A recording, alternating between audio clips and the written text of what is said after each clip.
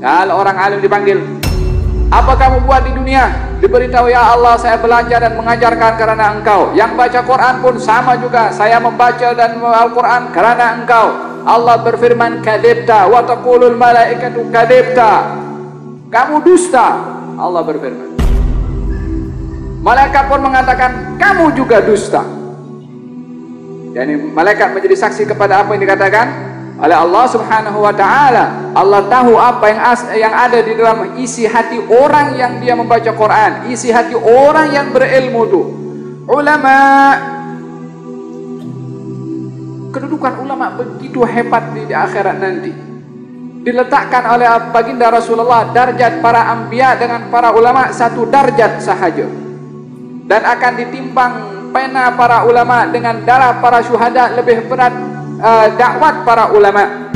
Kalau para syuhada nanti di akhirat tahu kedudukan para ulama, mereka ingin hidup balik ke dunia, nak jadi menjadi orang alim, seorang ulama, karena kedudukannya terlalu tinggi. Tapi pada masa yang sama hukumannya pun paling berat. Dia kedudukannya tertinggi, hukumannya bagi mereka yang tidak menghargai ilmu yang Allah bagi pun juga paling berat. Akan dicampakkan sebelum yang lain. Awal mantusa'ar, pertama yang akan dicampakkan ke dalam api neraka, kata baginda Rasulullah, orang alim.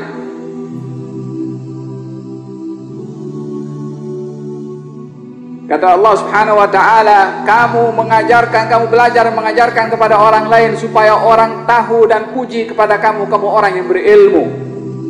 Karena kamu nakkan disanjung, kamu nakkan ini, kamu nakkan itu. Wagadgil, orang pun dah kata kamu alim. Itu yang kamu nak, orang pun dah kata kamu alim, itu yang kamu dapat. Tak ada apa-apa di sisi Allah Subhanahu wa ta'ala.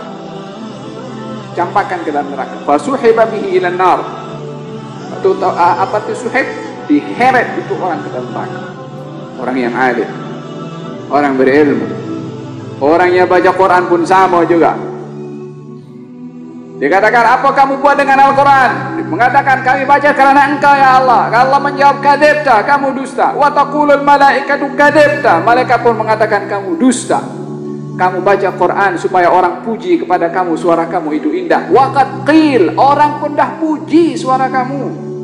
Fasuhiba bihi ilan nar, orang baca Quran campakkan juga ke dalam neraka. Demikian orang yang jihad fisabilillah, mengorbankan nyawanya.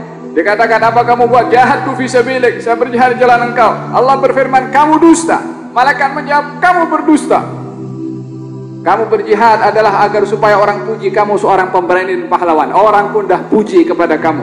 Fasuhiba bihi ilan nar, hantarkan ke neraka. Demikian orang yang suka memberi, mengorbankan kecintaannya kepada harta, diberikan kepada orang lain. Ditanya, apa kamu buat? Saya infak di jalan Engkau. Allah berfirman, kamu dusta. Malaikat pun menjadi saksi, kamu dusta.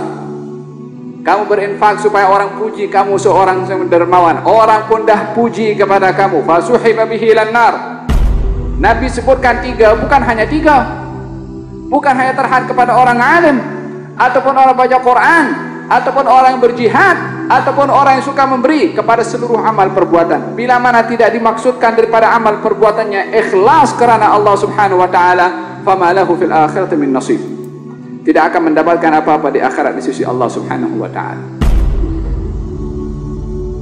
Wa man kana yarju liqa rabbih falyamal amalan salihan wa la yusyrik bi ibadati rabbih ahada.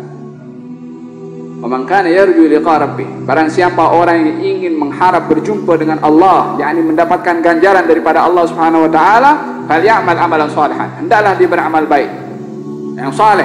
Cukup beramal saleh saja. Wala yusyrik bi ibadati rabbih ahada, tak menyekutukan dengan Allah sesuatu pun dalam amal perbuatan baiknya.